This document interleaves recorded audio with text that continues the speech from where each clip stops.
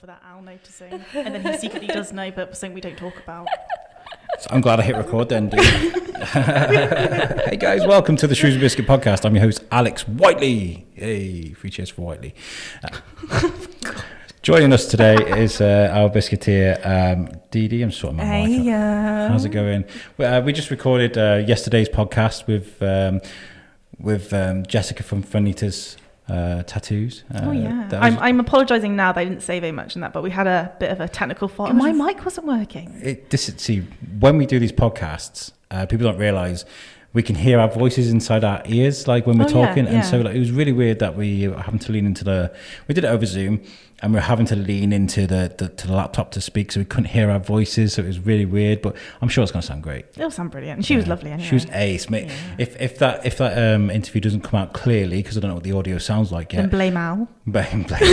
Make sure you check out Venita's tattoo parlour in studio. In the parade. She's ace. And joining us today is Martha. How are you? Thank you for joining us. Thank you for having me. It's really nice when someone gets in touch and they're like, I like what you do, I want to come on the show. And I was like, absolutely. Yeah, I love a good conversation. So how are you? You good? Yeah, really good. Things are great. It was. I wasn't expecting you to reply so quickly, so that was. Oh no! What have I done? As you messaged me. I bought a diary which I illustrated to the team. Oh yes, we had the whole thing going like, guys, I'm an adult. We got serious. Oh my god, I have about 4 diaries. I have a problem. Do you notice that sometimes you'll use them for a little bit and then you just stop using them? I have them for different things.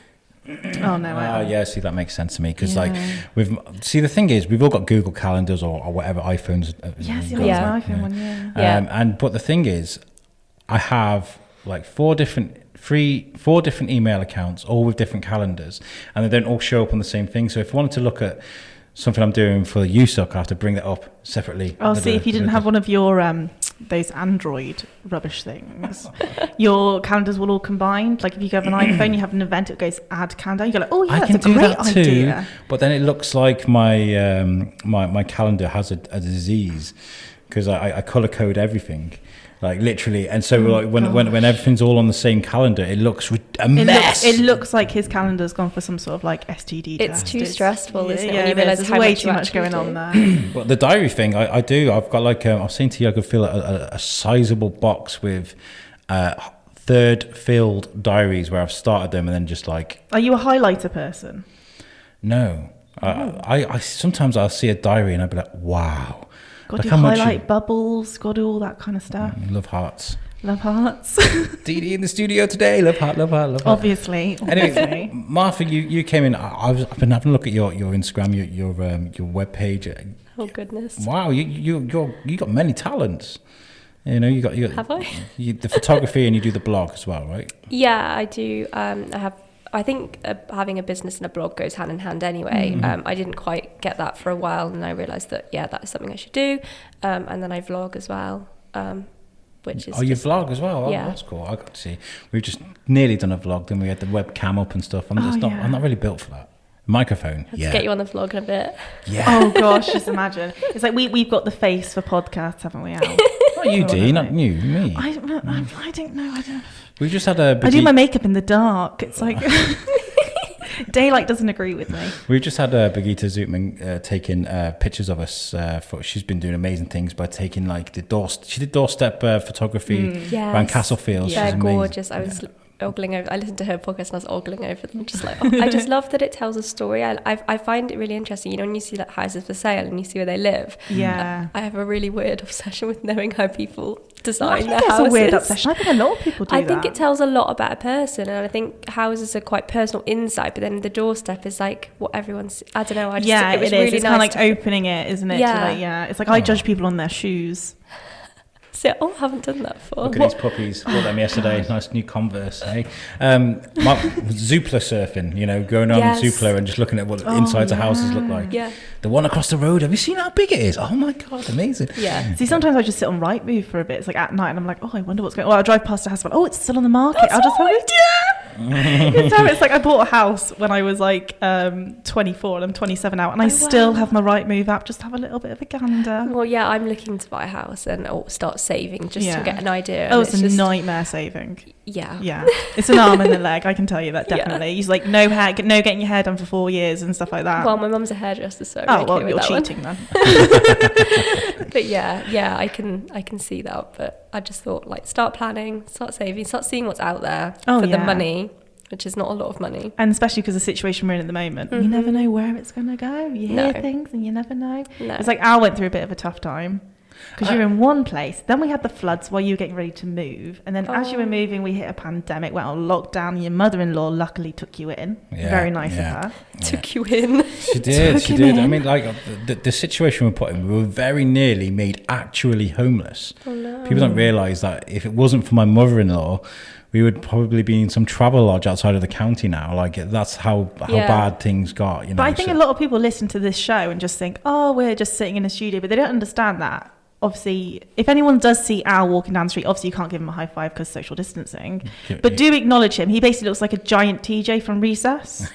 But if you do, just give him an acknowledgement. Or Wayne's World. Like Wayne's World, that's the one. The black hat, You can give me a Jim and Pam high five if you like, you know. If you've got to watch The Office. Yeah, we know that one. But the reason I bring up Birgitta is because we're speaking about photography, and her podcast was fascinating, because even like what we spoke to with Jessica just is like the context that's behind the reason why people do things. Like with a tattoo artist, people don't realize the bravery that goes into permanently putting something on someone's skin and what goes for it. And the same with photography. If a family come up to you, I mean, I know you specialize mainly in horses and brands, but so if somebody had like a racehorse they wanted pictured and put on something, I'm thinking Sopranos now. If you've ever watched Sopranos, you know that's and you get it wrong, they're gonna sour face about it, aren't they? So you know, what made you get into it though? What was your drive? I get asked this a lot, and really I have horses, and I kind of just started photographing people and horses. But even before that, I kind of always knew that I was creative. I did art, I did photography, graphics, all that kind of thing. And I kind of got confused with people that didn't know what they wanted to do, because it's always been instilled in me that it was going to be something creative, something horsey. And something self-employed, because my mum's a self-employed hairdresser, and I just see how happy she is, and my dad's not self-employed, and it just it is, isn't it's a completely different ballgame. It's like I haven't had the chance to look at your social media yet, but what kind of style do you do in your photography? Is it more kind of like you go to events and you get people in like the moment with their horses, or is it more like a setup? So I do both. Events kind of took over my life, which was good. You're getting past me. Oh God, I'm having a nose now while we're chatting. Don't scroll too far. I'm joking.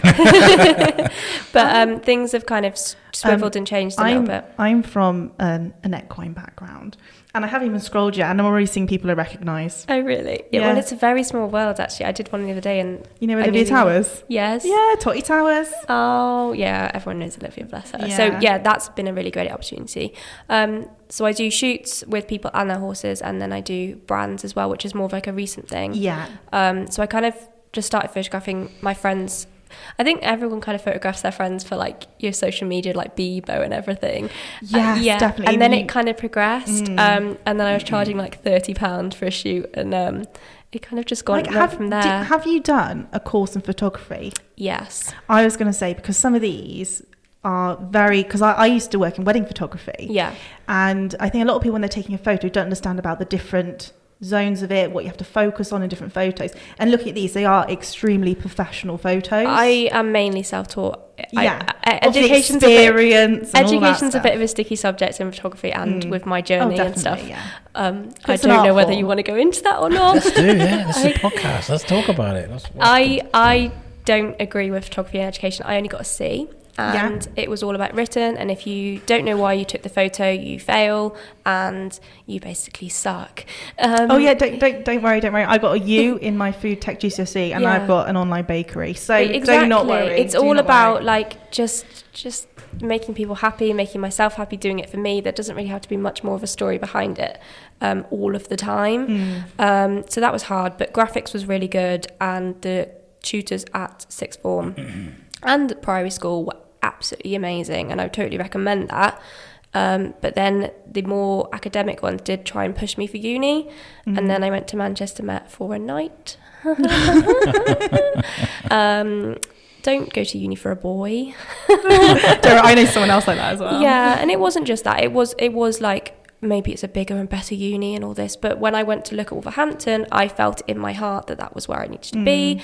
And he was like, oh, I said to myself, I wasn't going to talk about this. Because but it's a part of my life. And I don't regret it one bit, because it shapes you to who you are. Yeah, when I go and do a talk and people say, should you go to uni? I'm like, well, maybe not. Well, I think that's something very interesting for people. If anyone's listening to this and they see something that they really, really want to get into, and they're trying to pick A levels or universities based on that, and then they don't succeed to where they want to go. Exactly. It's basically saying, don't give up hope on it. There's still options, opportunities, especially something like this, which is so art-based. It's based on your perspective, and like you see things that some people aren't going to like, but other people absolutely love them. Yeah. And that's what you've done. You've still been like, you haven't had your confidence knocked as so much. No. You've kept on going. Yeah. And it really, really does show. Oh, thank you. But I did go to uni. I did commute, but I did it to kind of, while my business could quietly blossom behind the scenes. But then my business took over with the events mainly, which was amazing.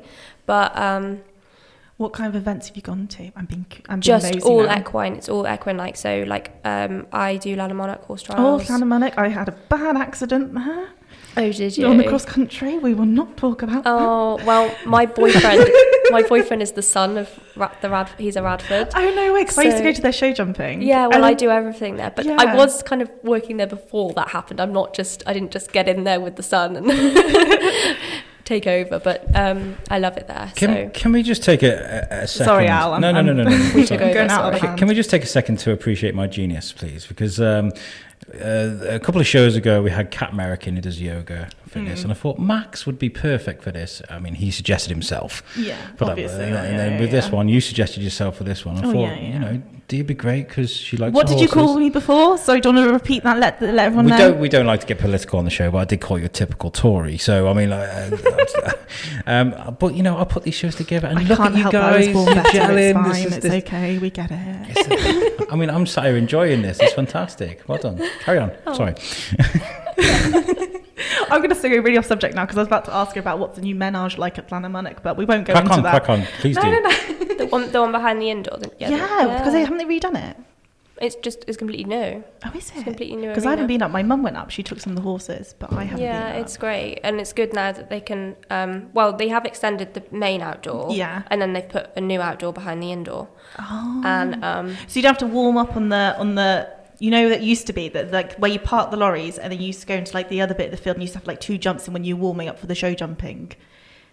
Yes. No, it's on the grass. Anyone born before like 1995 will know what I'm talking about. I was born in 95. Oh, right. Yeah, that's okay then.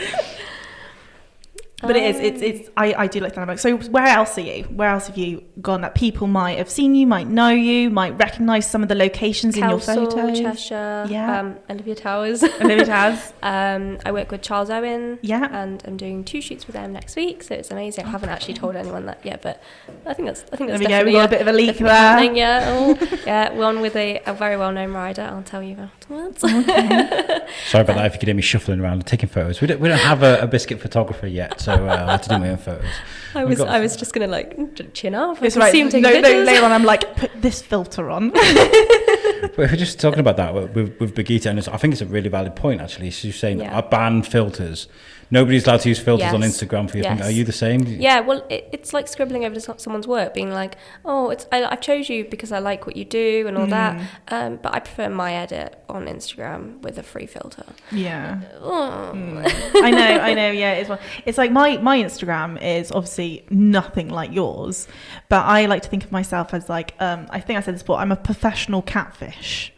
So if you look at my Instagram and you see me walk down the street, you would not know it's me, and I think that's my sister's the same. Yeah, it's like, and I think of that's a talent, Al. Don't look at me like that. It's a talent.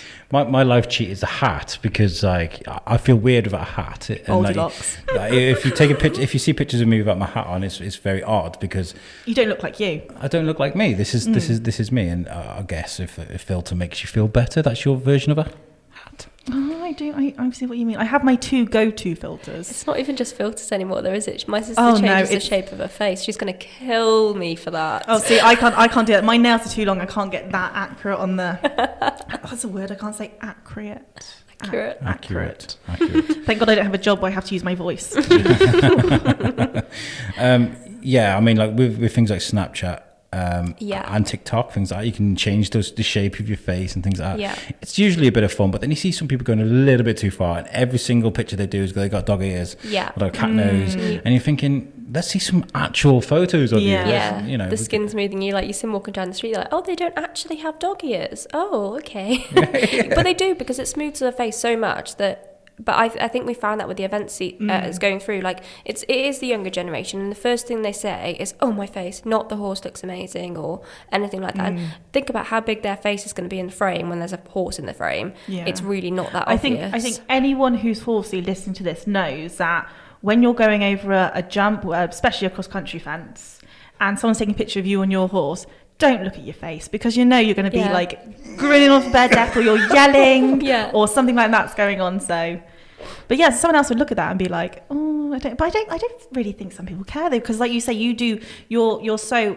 like equine based. You can see from your photos that people do look at them and they get drawn to the horse. Yeah, and it's like, as soon as I saw that, like I said, I saw Olivia Towers in it. It's like I saw that because I've seen that picture circulate so many times, and I didn't know that was you, and I've seen it go around because she's extremely successful now. Yeah, she's an influencer. Massively, and I've known her since nappies. She used to be Shrewsbury, didn't she? Yeah. Well, she went to Morton. We went to the high school. We used to have our horses together and everything like that. Wow. And but yeah, that's what I mean. It's like seeing a photo of yours, and I saw it straight away, and I was like, oh my God, that's a really well-known photo. And I was like, and you're the person behind that photo. Yeah. So what do you find is your best platform for getting your work out there to the people to see? Probably Instagram. Like I have... and I think Instagram might have just overtaken Facebook now, but Facebook I used to have like over 5,000 for quite a while, but I've noticed the engagement drop massively on Facebook. I think the Instagram community is much better, but then I've just had someone book me outright for my top package shoot, and I was like, so where did you find me from? Thinking it'd be like, Instagram, I spent every day on there. Oh, friend. I was like, oh, I mean, it's amazing. It's word of mouth is amazing, but you do sometimes question like why you put in so much effort in Instagram. Yeah, where's your content ending up? But you do need to keep showing up on social media. Because it's free. Yeah. It's free publicity, and people don't realise that is that, there's people starting off with Jessica, like we're talking about social media. It's really important to tell people, not just be like, follow me, here's my anything. Add a bit of context. Like, so your work is very descriptive because it's photography, so that's brilliant, and people could probably see your progress as well from the beginning. Yeah, definitely. That's better. That's better. What I was going to ask was, how are horses as performers for photography? Are they difficult? Yes. The last 2 shoots I've had have been quite hard, but because my mum's a hairdresser and obviously she's not been in work, she has been my forelock flicker, which for anyone not horsey, a forelock is basically a fringe, which is the hair between the horse's ears. And just to check that that's all in the ear, put a forwarder. So we have like bottles of rice. I was going to say, you got to have noises. And we just, have a horse whinny app, or like I've screen recorded off YouTube, because you never have signal in all these horsey places. Yeah. And I think what eventually worked is Mum just ran and was just like jumping around. So she's been doing that a lot. So getting the horse's ears forward and their attention can be quite hard, and especially if the shoots are up to 2 hours, we give them breaks in between, but we move around, and just so it's obviously not 2 hours of like hard shooting, but yeah, they can lose interest. So we kind of give them a snack, we take them for a walk, we change location, and then we shake rice and do everything. Shake rice, I love that idea. Yeah. How do you like photograph the most stubborn of horses? Because horses are different. Yes, they do. Yeah. So different Some characteristics. Extremely stubborn. Yes, that's what. Bless Jerry. He was quite stubborn, and he was just. The older ones are definitely worse, because they're like, I've seen all of this. And sometimes they stand there frumpy and they're like, I'm not getting involved. He actually fell asleep on the shoot. I've never had that before. He's only 21, which isn't like that old for an old horse. And he looks incredible, but he was just like, I'm bored. And I was like, let's go pop him in the stable. Let's do an outfit change. Just give him 10 minutes. But he was just like, I'm bored. What do you do? Because I know, like, in certain photography, it's like when it's like has little words today. Words. like it has been with that heat wave and the pounding down sun, I know sometimes when it's really, really sunny, it's not always the best for photography. No. And obviously you're working with large animals. You can't just go and take it into the dining room with a backdrop. Unfortunately not. So what do you do in those situations, environments, like when it's raining and when it's extremely sunny? What do you do in those situations? We just have to postpone. Like, I did do one in the rain because the horse was going on loan the next day, and it was going all really well. Like, no one looked too soaked. And then we were doing a dark room one, which is where you stand in the middle, the edge of a barn, and you get that black background, and you have to kind of loose the rein so you don't. You just got the horse basically, and she ran off, and then she was really soaked, so we had to just towel dry her, and then we just did a few more. But that is like probably the worst rain wise we've had. But last week was really, really hot, wasn't it? Oh yeah. So I've literally just been living in the pool because I personally don't do well in the heat at all. And I was like, well, can you imagine being fluffy in that heat? Oh yeah. So I was like, guys, it's up to you, but I personally think the horseflies are going to be out, which are vile, and they're going to have their ears back. They're going to be more lethargic than normal. Swishing their tails. They're going to be irritated, shaking their heads. Yeah. Tail swishing's okay because it can look quite dramatic, but when they're peed off, it's not going to look great at all. And normally for sunny shoots, I would do it at like 7 o'clock at night to get the golden hour anyway, but it was still 27 degrees, and I was like, it's just not going to be it. So they were like, yeah, right. I agree. And especially after doing Joey's shoot on Sunday, I think he would have been really, really hard, even harder than he was the other weekend. Do you ever get people when they say, right, I've got a horse and I want to take photos of it, do you ask them what breed the horse is before you go? Because certain breeds you can kind of like, it sounds terrible, but you can stereotype their behaviour. I like try and follow them, and I try and get to know them. We if we can do a video chat, and just like bless Lucy, she did actually video chat me with Joey, so I even got to see him, like, but I followed her anyway. So I just kind of get to see pictures of them anyway, and so I find it all out. But I ask them a little bit about their character as well, but to be honest, because of having horses so long, you get a glimpse of what they're like straight away, and people love talking about their horses, so they will explain it, and I love the fact that they're all different. It's so exciting. I was going to say, does that make it more interesting? You know, that it's different every time. I love my job so much. It's like I asked that question because my mum's she wants to bring a new horse onto the yard, and I always make this rule saying we're not having anything Welsh. Because I've had a terrible experience with Welsh ponies, and I was like, nothing Welsh, nothing coming on the yard is Welsh. She around to me going like, well, he's Welsh. And I'm like, oh, here we go. I just think they're so, especially a Welsh cob, can be very that's why I said to you about different breeds of horses, because some people look at them and go like, it's a horse, it's a pony, they stereotype it, don't they? But there's a lot more behind it. Like people sometimes see race horses and think they're very like ratty and worked up, but there's quite a lot of them that are actually completely opposite, absolutely beautiful horses, very calm. I've got an Arab cross Welsh, and Mum wants to breed from her because she's injured, or she said maybe, and I was like, we are not breeding from that. She's beautiful and I love her to pieces, but I will never have another. She's just one of a kind, fickle, and she has put me in the sand far too many times. Do you bounce back up though? Not anymore. That's what I'm like. It's like my last one that I used to do a lot with died about, it was about 3-4 years ago. And I think it was from that point where the one before him was like my proper event horse and everything like that. I then had an accident at Llanymynech. Oh dear. It was like, and the Llanymynech was only my warm up for the season as well. And I was like, that went wrong. So then I ended up having another one, and he was superstar, but as soon as I put him into retirement, about 6 months after retirement, he just got really old really quick. And I was like, since then, my mum's keep going, like, we need to get more horses on the yard, because she's only got, we vary between like 2 and 5 quite regularly. And she's like, we need to get another horse. She was like, you need to get another horse. And I'm like, oh, I don't know. I struggle with dogs. Like the commitment, the cleaning out. You say that though, but in the summer, it was like, we keep the horses out in the field. We go out, throw some more hay, then make sure they're still standing up and alive, got fresh water. Well, I don't have to go walking. No. Go out in my shorts. I can look scruffy and not have to walk into anyone. You make them, like, you make the commitment as much or as little as you need. Yes. We do have a little 20-year-old, and she has to come in every night because she colics quite a lot, which is basically like throwing herself on the floor. So she's very high maintenance for her. She's not retired. We have to start walking her out now because she's on the borderline of arthritis, which is just great fun. But yeah, so 2 out of 3 are lame, and normally the one that's sound is the one that's lame. So That's been fun. Oh god, that's the thing about having horses. There's a lot to learn about them. And being such big animals as well. Yeah. It's like, I think in the world of horsey people, you get two different types of people when it comes to like when your horse is injured. You get some people who are like, starts like even a flyby, they're like, oh, we better call the vet. Oh, I'm not. And like they're covering that. it in sudocram. Yeah. And then you get the other kind of person where a tree could have, like a branch could have fallen off a tree, hitting the horse on the floor, and they're like, well, if it doesn't get up in the next couple of days, I might call the vet. Yes. And I'm not quite that bad. It's the things I've learned as well. Is like my friend Gemma, she's a horsey girl throughout her life. You know, she's got horses, and she had the one horse. I rode the horse. It was really nice. The first time properly riding a horse, and then a few weeks later, he was dead because he had colic. And I was like, I didn't realize horses can die of colic. I was like, wow. Yeah. You know, you see, they're so different. They've got meters and meters of gut. So what Kitty's got is something called inflamed bowel disease. So she had the colic operation in 2013, and we had to sign a form to say if it was really bad, they wouldn't wake her up, which was horrendous because she's my first. Well, it would be horrendous anyway, but she's my first pony.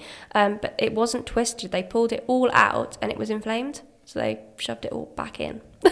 Yeah. And ever since, she's just been really so if she says she goes in a new field, she has to have it really steadily like introduced, otherwise she will just colic.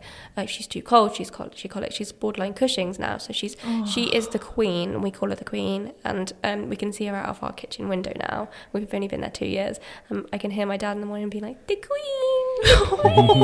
And she just gives you the glare like, put me out. They always do though, don't they? Because how old did you say she was? 20 now. Yeah, 20. See, she's good age, not old for an old horse, but it's a good age. Yeah, they could. It? I think, what's the record? Is it like 36 or something? I thought it was in the 40s. Really? Yeah, Yes. I think there was a Shetland, because I know it's got to be a Shetland, hasn't it? Yeah, I know, because I know we had a Shetland, and she lived till she was 42. Yeah, and I know she's very close, and her, we don't know. So we had her when she was my second pony. My first pony was a lovely Welsh cob. We called her a Falwell pony. And then my mum got me a little Shetland just to have a play round on. And then she spent about 15 years after retirement, because she was old when we got her. She was old. But my mum had thoroughbreds, so she just got me a little pony just so I could go on a lead rope. If you want to learn to ride a Shetland. Yes. They are nightmares. Are they the little ones, aren't they? They're the little fluffy things, and they trot so quick that your vision goes blurry and you bounce off on the floor, and it's just absolute nightmare horses. But she lived her final years up in Pilkelscott with the sheep in the field. Oh, well, some of the. So I think I'd she say had no like teeth left, and she was still going. 28 is probably quite a common. Oh, it age, is. Would you? Yeah, it's a good age. Yeah, so I'm hoping I've got another at least 10 But it's like with years, dogs based on breed. Yeah. Yeah. So we'll go back on something more positive. What is your favourite photo you've taken? Again, I get asked this. I took one of my sister. It was on her birthday, which was obviously in the midst of lockdown. So we were like, what can we do? What's quite a nice treat? Oh, we can have a photo shoot, because my family don't really get photo shoots.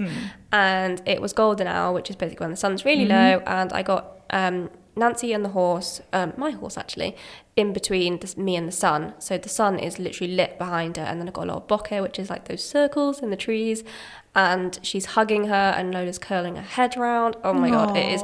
I am so jealous because it's my horse. So we used Kitty in the daytime. We did 2 shoots because she wanted to do one in the day because obviously it was her birthday, she had nothing else to do, and I obviously wanted to shoot in the evening because the light's better. But we used Kitty in the day, and she was the naughtiest model I have ever had to photograph. She bit her 3 times. Nancy was sat on the log, looking all cute, and Kitty walked over the log while she was still sat there, and she would not put her ears forward for any of my tricks. And that's with your own horses, never mind having a client's horses. So when people say, oh, he's really not very photogenic, I'm like, yeah, it's fine, Kitty's worse. And this is obviously, excuse me, it's very niche, isn't it, what you do? Very niche, yeah. So if someone was to come to and ask you to take a picture of a car or something like that, you know, would you say no, that's not my area of expertise, or would you be like, would you try it? You know, I used to say yes, but now I am really, really niching down. So it's equine shoots. I'm not taking any new events on really, unless it was like, obviously, I don't know, whatever situation. I think that's brilliant that you found your niche. Yeah, and then equine portrait shoots. That makes you different to everyone else. Well, that you have your strong point, and you're really working on I think you've just got to try and do one thing and do one thing well. Because I've done weddings, and it's bless these people. They ask me if I'll do weddings, and I think it's great they have faith in me, but I haven't done a wedding in years, and I won't touch wood, I won't ever do another one because it's just not me.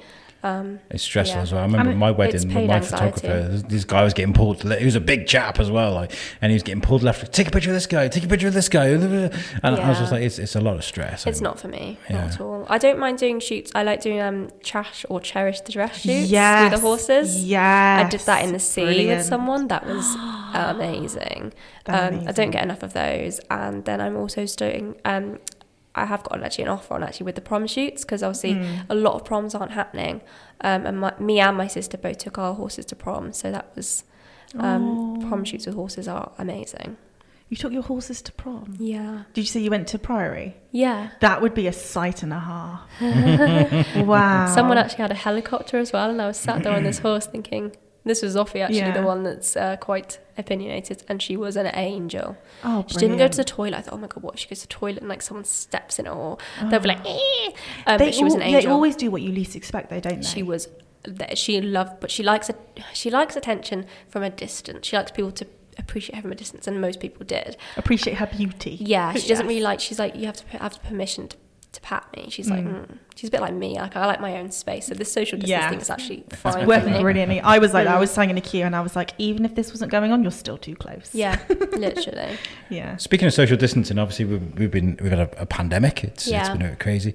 Did that affect you, or did it actually give you more time to get out and do photography? So event-wise, there's been no events, but I've been wanting to switch around and do more brand shoots and equine portrait shoots than the events. Like, don't get me wrong, I love the events and I've loved the journey, but now things are starting to change for me, and I'm also getting fed up of getting rained on because the cost of cameras getting repaired, even with covers, is just, mind you, it's not really nice standing in the rain for 10 hours anyway, so really. What direction are you hoping to go? Because obviously you've mentioned brands quite a lot. Are you hoping to really push that brand? Like in a couple of years' time, we're going to be opening a barber magazine and seeing someone sitting on it in their wax jacket and their DeBarry boots on their horse, and we're like, oh, I know the photographer who took that photo. That would be. Is that kind of like the end achievement? I'm not sure, because sometimes the brand shoots can be really hard, and I put a lot of pressure on myself. Like, I am my own worst critic. So we'll see. But currently, like the brand shoots and the equine portraits, it's more personal. And I like doing the small businesses as well, because you know that you're really making a difference to that. And I love helping them with social media, because I find social media so interesting. Social media is good. And I've just thought of this question, and I think it's brilliant. Instagram influencers, it's a big thing, right? But as a photographer, not an Instagram photographer, do you think I'm an Instagram photographer, professional iPhone user. And this is meant no disrespect to any influencers out there at all. What's more important is going far on the strength of your own photos, or going far on the strength of the brand attached to your photo? Oh, good question. Going far working with a brand, you mean? Yeah, so like influencers, that they obviously tag brands of things like Sharpie with this pen here, hashtag Sharpie. But that picture is going to go far because of that hashtag and because of the influence that you add to it. Yeah. But what's more important to you, that the picture you've taken and people liking the picture, or being a part of a brand that will make it go further? I'm not sure I completely understand, but I think it's an influencer or a professional photographer, basically. What's more important to a brand? To you. So, like, is it more important to be respected because of your talent, or because you've pushed something because you're now an influencer? So, is it more important to be an influencer or a photographer? Do you think I'm an influencer? No. I don't think you're an influencer. I mean, like, if, say, like, you want to get into brand, you want to get into your brands, things like that. Yeah. Which is great, obviously. That's amazing. To be known for the brand or be known for yourself. Yeah. I guess. Okay. Respectfully, I'm not saying. No, I actually listened to a really interesting podcast. Can I mention another podcast? Of course you can. Yeah. We're not the BBC. Yeah, Jasmine Starr. She did one about, is it important to be an influencer as well as a photographer? There you go. That's as well as a brand. And it was really interesting. So she walked into a room and he goes, "Oh, I hear you're an influencer." And she was like, "No, I'm an entrepreneur with influence." And I was like, nice. Mic drop. That's very good. So I would probably agree with that, because it's really important to stay true to your values. And mine is a profitable photography business that makes me and my clients happy. And I guess it makes sense, because influence comes with your talent. I mean, if you didn't have X amount of followers, Ray-Ban would be like, no, I don't want you to sell our sunglasses. No, I'm using examples here. Yeah, But, unfortunately, they do look at the numbers, but also there's this new kind of revelation that it's not just about how many followers you have, it's actually about your engagement. Yes, so, thank you. So my engagement is amazing at the moment, and I am going to shout about it because I've worked really hard for it, and I'm really proud of that. So I do like the idea of giving brands influence with my photos, and that is something I am trying to work with. What's one of the most exciting brands that you've worked with that when you heard about it you got super excited? Charles Owen, definitely. Oh gosh, that's a good one. Yeah, and so we had a bit of a gap, obviously with everything going on, and they messaged me and said they want me for everything in the future, and I did have to sorted. Do a happy She's dance. done. She's done. But that's what happens when you specialize in a niche like you do. This is fantastic because you run. Well, you don't run it, but you're one of the main contributors to that, and that's beautiful. I love that. Thank you. It's interesting though, like, when you get something, you think, I don't know, when you realise you meet that person, you're like, well, I know this person, and they now work for Charles, and I'm like, it just, I downplay it. I'm like, well, I'm just friends with them. Like, I've known them for years. I've known them through events, and that's how it's worked. But I've watched them work up their way from working in like a horsey shop to now working in Charles Owen. And I think that's what goes with being authentic and being yourself and just getting on with them. And I've never asked for anything, and then they just came to me and were like, "Hey." Yeah, I think a lot of people don't understand that the equine community is actually really small. And even though you can think there's a lot of people from all different walks of life who have horses, who get involved in horses, but it's very easy to find someone in the equine community who knows someone that you know as well. Yeah, there's a lot of contacts and overlapping. It is small, but also it is really big. And it sounds, I love my horses, but we have talked about them today, but you don't know me. Yes. But I don't love talking about them all the time. I have other things that I'm not just a horse You're rider. I'm more than that. Yes. And I love hearing people's stories on shoots and things, but sometimes I'd like to talk about, say if you go out for a pub, to the pub with a horse. Remember pubs? Yeah. Oh my goodness. I need a cocktail. We had that conversation before. I need a cocktail so badly. I'm not a big drinker, but it's just, it would be nice. I know what you mean. Someone said the other day, it was like, when you see someone drink a tequila shot and their face doesn't change, you know they've been through something. And I'm like, I am that person. Literally locked down. But yeah, like if I went out with horsey people, I wouldn't want to sit there and talk about horses. I want to talk about other things. And at the moment, business is something that I'm really inspired by, and like their presence on social media. And do you find yourself getting a bit of fatigue as well? Because like, I find with the podcast, like sometimes the Biscuiteers will appreciate this. I do like this 3 weeks on, 1 week off kind of thing, where I'm just, for 3 weeks, I'm hard-assing it. I'm like, bam, bam, bam. When he means hard-ass, he means like messages at 3 a.m. in the morning to all of us. Constantly, man. I'm so focused. I'm so focused. I'm writing emails. I'm editing. I'm planning new. I'm literally, I don't stop for like 3 weeks. And then I burn myself out for a week, and I'm kind of like, I don't care. Like, you know. But that doesn't mean I don't care about what I do. It just means I've just burnt myself out. Do you find that with what you do? That's actually why I'm going to ease off the events, because I've had too many burnouts, and I need to start looking after myself. And if I don't have anything of myself to give, I've got nothing left to give to my clients. And I keep getting requests and things for like questions from other photographers, which is so lovely that people think that I'm good enough to ask that kind of question. Is there still certain events that if they approach you, you could definitely not, like Burley? Well, I don't think that will happen. But don't say that. I don't know. I'm happy with what I have. Someone could be listening. You never know. Hello, badminton. Badminton Horse Trials, we are here.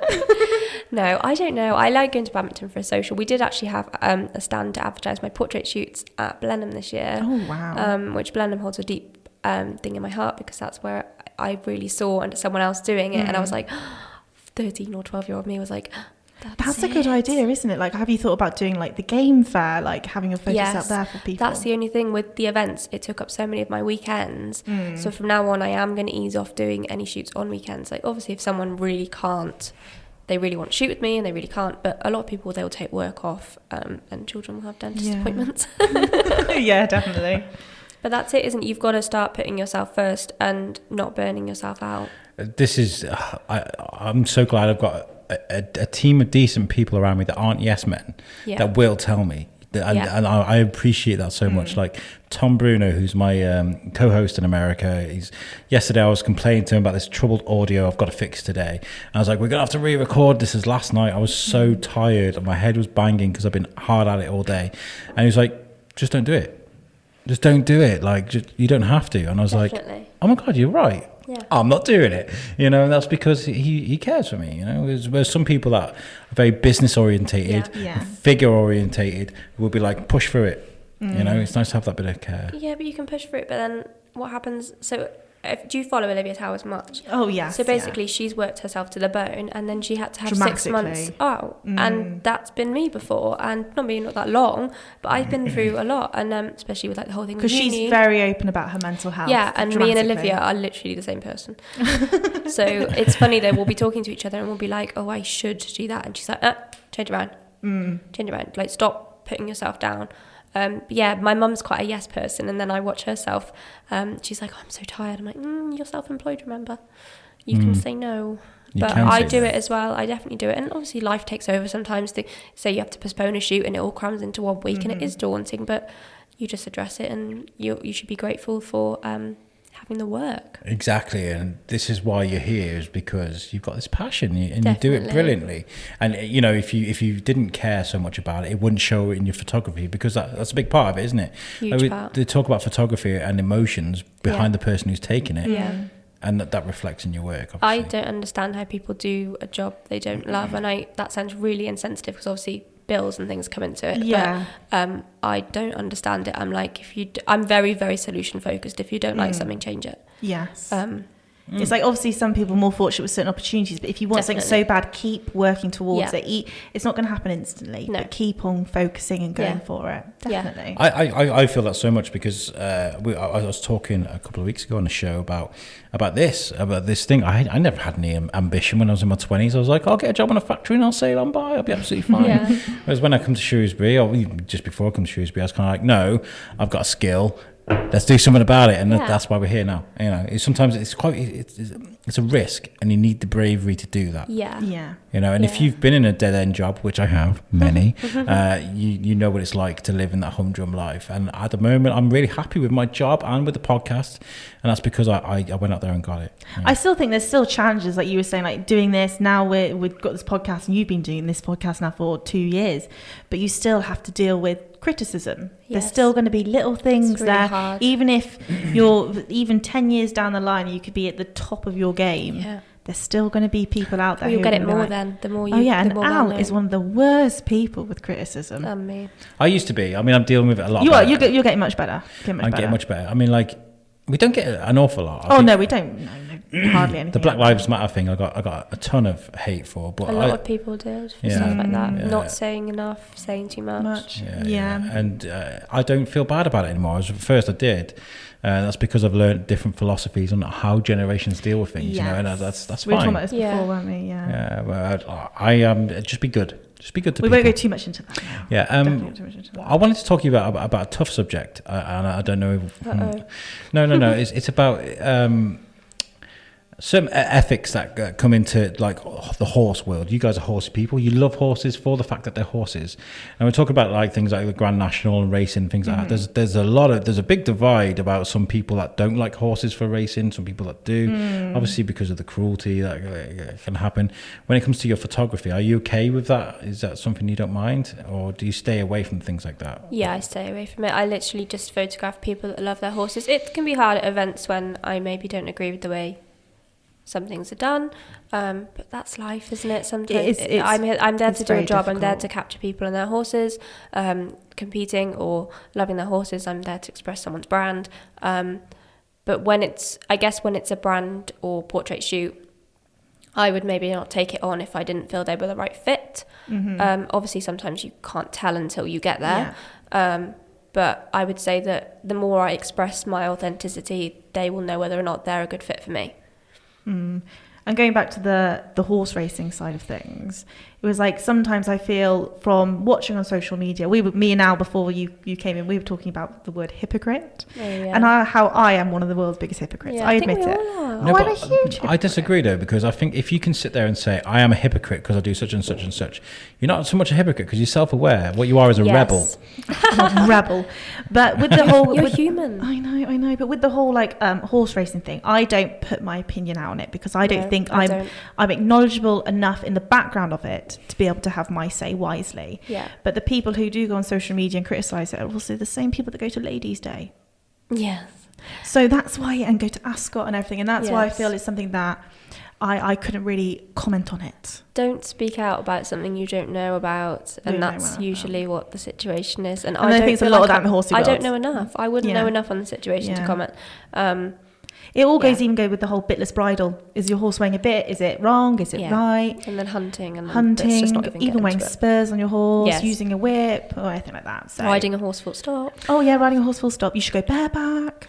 When I think about horses, I think about that horse that's just jumping around in the field and having fun. That's my nice image of a horse. A horse that's having fun. I mean, show jumping. Show jumping is very, very popular, right? Or dressage. Yes. Is that fun for the horse? That's fun for the horse, right? It depends on the horse. It does. You can tell though, but I think some horses absolutely live for it. They love they it. do. They see get the on the lorry. fences. They're wired. They're so excited. You know when a horse is pulling you into a fence, saying, "Come on, mum, let's go." You know that they are enjoying it, and that's the most such a horse heartwarming expression. Come on, mum. Everyone does that, and that is the most amazing feeling that they're enjoying it as much as you. And I think that is just. There's nothing else like it. There really isn't. It's the adrenaline, isn't it? The excitement. When you come out, you still got the shakes going, and oh you're my like, goodness, you've got jelly legs. Yeah, jelly legs, definitely. I have a trouble with horses because they're bigger than me, right? And they're very powerful. So I have a trouble with trust, but that's because I'm not a horsey guy. I've never been brought up with them. So the thought of actually leaping over a free post fence into the air with a horse that powerful, an animal that's crazy. It feels a lot different than when it looks. Yeah. Feels very different. And it is scary. And like with Sophia, like I lost a lot of confidence. If you weren't 110%, if you were thinking about what you're having for tea, basically you were going to end up on the floor. Because they know it too. Yeah. She's like, if you're not 110, but also she's very particular about how she jumps and all that. But yeah, it is a lot. It's a lot about trust, isn't it? But I'm actually allergic to horses, so maybe I wasn't even destined to. Oh, don't worry. I'm slightly allergic to like grass and stuff. Yeah. Yeah. So I think it's hay fever, isn't it? Yeah, it just inflames that's my dedication. skin. I'm allergic to horses, but I love them anyway. Yeah. You get people who are allergic to dogs, but they have dogs. 2 hay fever tablets a day minimum. Doctor said it was fine, by the way, so don't give me any hate about that. Post lockdown, what are your plans? Just keep hustling. Just keep doing what I've been doing. Lockdown has been absolutely amazing for me, and I think it's definitely down to mindset. I am very lucky. Like I do live at home. I am privileged. The horses are at home. I am supported, but I've been supporting my own business. My grandparents have been great keeping my business afloat because obviously things do still coming out. But I think basically some of the events are starting up again, which is really nice to go back to some normality and remember that is still part of my job. So it's exciting to see people loving their horses, and the events are busier than ever, and it's nice to see the event venue's doing really well. Council, they've put up an indoor, and the amount of money they're having to put into that, and that was supposed to be up in May, and then obviously the people aren't allowed in indoor arenas now, and so it's going to be nice to see everything back up and running. Just keep doing what I'm doing. And I guess like during the first stages of the lockdown, when there was no traffic on the road, I remember it coming back from work. Yes. And I was like, I was on the A5, and there was no beautiful. cars. It was beautiful. It was amazing. So I guess for like people that want to go out for a hack with their horses and stuff, it would have just been brilliant for them. It was, but there was a lot of cyclists, and they were like, "Oh." Well, I'm just going to put a little story in right now because I know my mum listens to this. Oh. And she'll be like, "You should have said about Mousy Mouse." But so my mum went out on her horse last weekend. It was obviously when people were starting to come back out into the world, and she was going up the bridle path by her house, and she went to go around the corner, and someone else went round the corner. There was about 20-30 metres before mum got to this corner, but someone came around the corner on their horse. Yeah. And my mum's horse is brilliant, will do absolutely anything. He's bomb-proof, quite a big horse, but he's absolutely superstar. Bin lorry's fine. He saw another horse, scared him half to death. Yeah. He ran all the way home. Oh She was like, Mouse just bolted with me. He was like, he wasn't used to seeing someone else on a horse.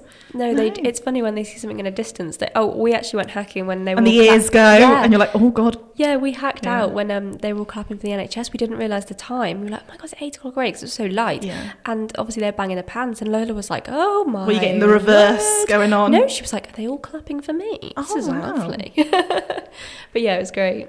I also want to ask you as well, for anyone who's listening who's not doesn't do animal photography, or someone who's just really into their photography or getting started in it, what kind of equipment do you use? So Everybody, DD4 or everyone, hold on. I use a Nikon D750 and a 70-200 2.8, and I have a 50mm 1.4 and a 24-70. I have 3 Nikon D750s, and I have a D810 as well. But that's because of the events, you have to have so many. Yeah. I'd love to upgrade, but yeah, to be honest, what's that quote? It's like the camera you have with you is like the best one to have. Yeah. It's not always the camera though, is it? Because I think it's very skill based. It is. It's very annoying when they say, "Oh, your camera's so good." I'm like, oh, let me change the settings and you try. Yeah, I think a lot of people think it's on auto, but there's a lot of work that goes behind it. It's exhausting. That's another reason. Like, it's and then great you get for on the mum to computer afterwards. You're making sure everything's right. But like, that's another reason Mum comes with me, especially on the brand shoots, because although like someone is on hand to check their product looks right, Mum helps me with stuff like if there's a bit of slobber on the horse, she knows I'll have to edit that out if I don't sort it. And I shoot on manual constantly. Yeah. So I am constantly changing settings and making sure everything's in focus and then composing my shot. So there is 101 things to do. It is tiring. And also you're trying to be like enthusiastic and not like, okay. Trying to keep the right atmosphere going on. Yeah, definitely. I mean, I never want to compare me pointing a phone and pressing a button to what you do. But I remember when we were in Colombia a few years ago, went to this hill called Monterrate. It's like a cathedral at the top, and you can see the view of the whole of Bogota. It's amazing. We took some amazing photos. But there's a group of us, and we came away with my phone. It was like an Samsung S6, I think it was at the time. Android. I know. Gosh. And everybody was Thank you. oh, look at his pictures, they're amazing. Oh, it must be the phone. Oh, I need to buy one of these phones. I've always taken photos like that with different phones. So obviously I have skill, okay? I just want to put it out there. It's very personal photography, for sure. Yeah, it's got to be good. I could ask you, actually, we're looking at YouTube cameras. We were thinking about it earlier because we wanted to set one up here. If somebody wanted to start up a vlog like you do, what kind of cameras would you suggest? I have the Canon G7X Mark II, but I actually have stopped using it and use my phone because it's just easier. Like, it's I think just quite a lot there. of bloggers do now, don't they? It's just there. Olivia's just got a new one. She's got so. She hasn't got a case for it yet, though, has she? No. So she's not doing as much. But that looks really good. I think it was about £700. It was. It's brilliant. The other day with the clouds in the background. Yeah, I would probably look at getting something like what she's just got. The new Canon, is it the G8 now? Maybe. I worked in Jessup, so I should probably know this, but they bring them out every 5 minutes, don't they? It's quite hard. Yes. I would maybe just Google like vlogging camera. I do that, but then, on Amazon reviews. You get all the cheap YouTube reviews though, really good. Oh, okay, that's better. That's better because like on Amazon you get all these the cheap ones. That are no! Always look at actual real life vloggers, and they talk about. And there's loads of photography on YouTube now. Yeah. With your vlogs, are they on your Instagram story, or are they on YouTube, or are they a bit both? So I try and like show up on Instagram stories when I don't look like a toe. I know that feeling. Which is usually the new suntan filter is very good actually, which I use those for myself. Those are fine. So IGTV I do a bit with, and then YouTube, but I'm not really sure at the moment. I think I'm going to do both. My vlogging has kind of slid out a bit, but obviously since I've had time to slow down, I was a bit like, well, I have nothing to vlog, but I have time to vlog. And then when I'm busy, I'm like, I have no time to vlog and no time to edit. But sometimes when you are busy, it's the perfect time to get content. Exactly. Isn't it? It's one of those awkward situations. So what I was a really bad thing was I'd film loads and then I'd not edit it, and then I'd look back and be like, when was that? What day was that? Yeah. And it's not in order. I'm like, well, to be honest, no one else is going to know. No. So my last vlog is awful. It's really, really hashed together. But I was like, people will be interested, and they can always skip past bits they're not interested. Because I've watched people like fix a bed, and I don't know why I find that interesting. I know. We had this conversation, didn't we? A couple of podcasts ago, we were talking about the stuff that people watch. Yeah. And you find so interesting. You're watching, and I've been watching this for 15 minutes. Nothing has happened, and I'm still watching. Yeah. It's mad, and you think no one is. That's the thing with starting vlogging. You think you have to get out of your own way and just remember. So what is it? What is your vlogging? Is it you're vlogging your photography or your day to day? Everything. Just your life in general and your experience and your journey. Mainly more business, but like people have been asking for behind the scenes. That's why I like watching them, because it's all about behind the scenes. It's really hard though, isn't it? Because I am so great grammar. I'm really concentrating on what I'm doing. Yeah. So I got Mum to film, so that's going to be coming out soon from Sunday shoot, which and then I'll put the actual photos in, which is quite good, like iPhone versus camera. Because sometimes I say to people, "Oh, this is a nice tree," and they're like, "A nice tree," and then you see it on the camera, and they're like, "Oh my gosh." So yeah, behind the scenes, life in general, horses, and I do put a lot of polls out on my story, being like, do you want to see the horses? Do you want to see a time lapse of me editing? Like, do you not find that boring? And they're like, we want to see it all. Yeah, they do. People are obsessed with like, this is why I do what I do, because people do enjoy hearing like the backstory and the journey and things like that, which is why we were talking about, Birgitta was in the studio earlier, and I was saying like, we've been asked so many times by guests, by people, to do an Alex Whiteley episode, and I don't want to do it. We're going to do it. I've been searching for one because I was like, I want to know more about you. Yeah, we're going to do this. And me and Shane are going to be the hosts. The children. It's going to be beautiful. You can't get Shane to do that, honestly. That's like playing with fire. Because it'd just be full of his And laughter. I'm standing there with the jerry can, just pouring a little bit more in every second. Okay, we will plan something for this month. I think maybe we could do something, because I'm very modest. Okay, because what I do is this is just I appreciate you for coming on. You know, you're the guest, not me. People don't come to listen to me; they come to listen to the guest. And it takes a lot of courage as well to do something like this. Thanks. It can be nervous if you don't know what you're getting yourself in for. I haven't eaten anything, but that's quite nice. Me neither. But it's fine once you're here, though, isn't it? Yeah, I actually get like a buzz. I go and do talks at colleges and stuff if I ever get the chance, or riding club things, and I love it. Like, I feel so ill, my heartbeat is like crazy, and then afterwards I'm like, let's do it again. And then you can't shut up. No, me and my boyfriend are very different. So he had to do a speech at a wedding, and he did less than 30 seconds, and I was like, I want to do it. I remember, it was like, you missed out this bit. You could have said this. That would have been so funny. Yeah. I remember my first ever best man speech. I've done a couple. I got up and I said my first joke, and the room just erupted with laughter, and that's when you know you've got it. You've done it. You killed it. It's so good. And then his head exploded. all night, all I had was, your speech was great. Your speech was great. Can I buy you a drink? Your speech was great. And I was like, my there God. you go. You do this every wedding. Yeah. You're great. I love what you do. Keep doing it. Thank and you stay so in touch, much. man. If you've got any events that you want to come and talk about, thank you. If there's people around you that need a bit of promotion, just drop us a line. Thank you. Tell people where they can find you. So I am Martha Lily Photog on Instagram. 1 L in the Lily. I got locked out of my Martha Lily Photography account because I forgot I think it was like my uni email or something. So it's really annoying, and Instagram won't listen to me. So it's Martha Lily Photog on Instagram, and that's where I post everything basically. And then Facebook is Martha Lily Photography, and then you can find the same on YouTube as well. So if any of you listeners out there have got a horse, and you'd like some photography done, get in touch. Or if you've got a brand. Yeah, real brands mainly. But to be honest, if we gel, then I have got like a little prom offer on. Am I allowed to? Of course, please. Go for it. Yeah, so unfortunately, as people maybe won't have their prom, and even if they do get their prom, I think it's really, really personal to have photos of you and your horse with your prom dress. So I'm offering 20% off, as it's all I can do really. As I say, it's going to be some amazing photos, because if they bought their prom dresses, don't know what to do with them. Exactly. And it's like you were saying before, the whole like trash or treasure. Yeah. Trash it. Go for it. Yeah, definitely. And Sit to be on your honest, horse. it was surprising how little you do actually trash it. Like, her wedding dress looked fine. And it's the biggest regret for me. I don't have enough prom photos, so... Joey, the only prom photo that I have, because ours wasn't so much a prom, it was more like a leavers ball. Yeah. One of those ones. And the only picture is me sitting in the back of a car with the mirror down, putting on basically, because this was quite a while ago. It was when you used to go for that really white foundation look. Yes. And I was there and I had like I still got crazy long nails and loads of fake tan on, I'm not going to lie. I know, the nails are amazing. Oh, thank you. But it was like that kind of look. And that, I think I got 2 photos of the whole night.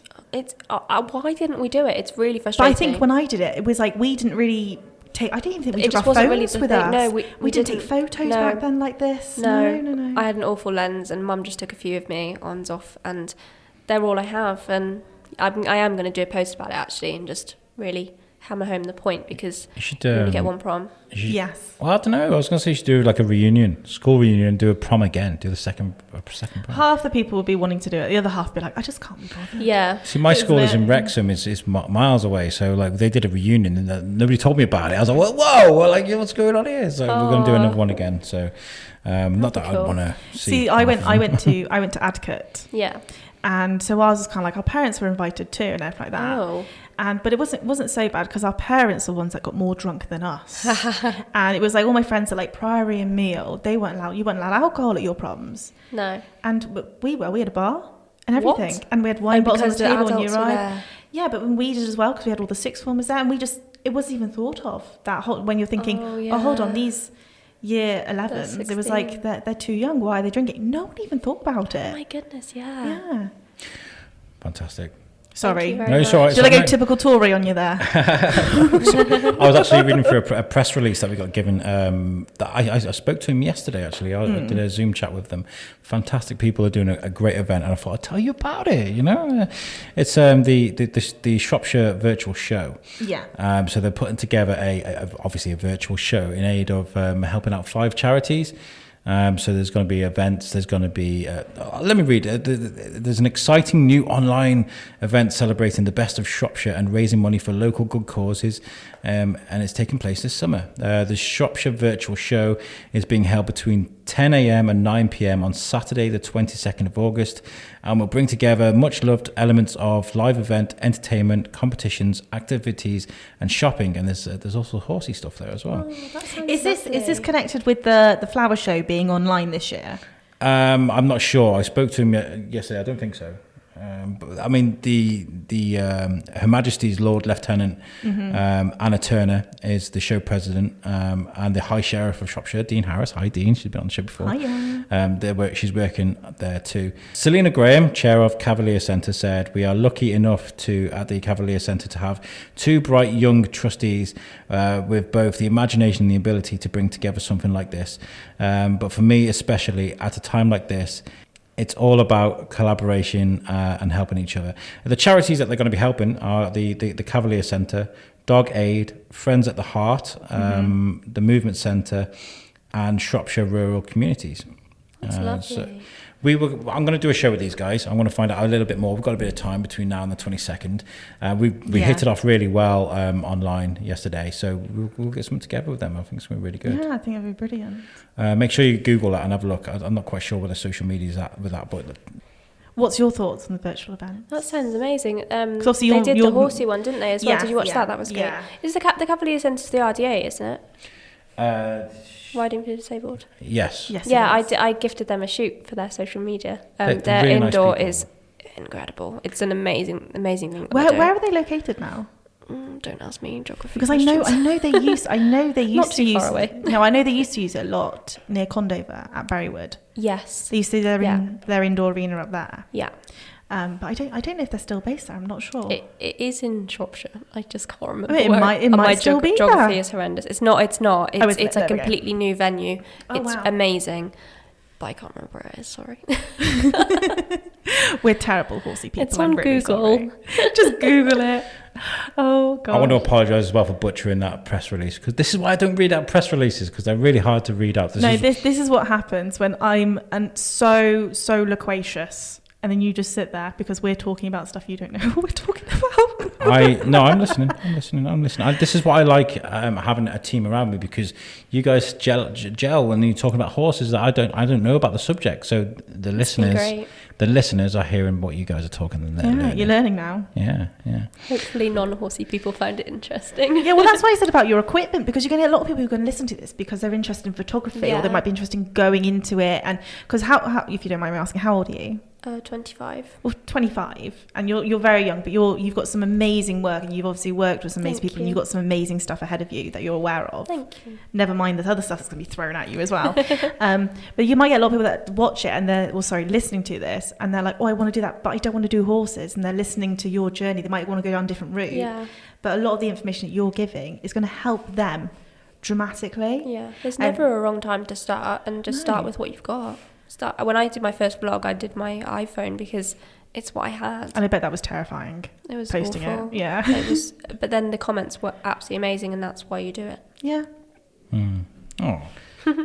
Thank you for joining us on the show. Thank you for so getting in touch. much. It was lovely meeting you. Thank you so much for having me. Listeners, make sure you check out our website, which is lovingly made by our friends at Web Orchard, and our website is www.theshrewsbury-biscuit-podcast.co.uk. I'm a little bit out of sorts at the end of this episode. I mean, for the listeners, I threw an F-bomb right in the middle there. I can't say any words today. I never do that. Never do that on the biscuit. You know, I must. It's because we've done a double whammy. That's what it is. I'll tell you what it is. This is day 2 of ketos. The second back wave, on it, people. back on the keto. This is a swear word. The first week is always really difficult. I mean, I feel strong. I've eaten hardly anything today, but I feel good. I don't feel hungry or anything. So we'll go back to the TJ comment from the start. If you see someone dressed like TJ walking down Pride Hill and he's on the floor passed out, that's definitely Al. I prefer. Bring me sugar. You guys have been great. Thank you very much for joining us. Thank you. Catch us next time, guys. Peace out.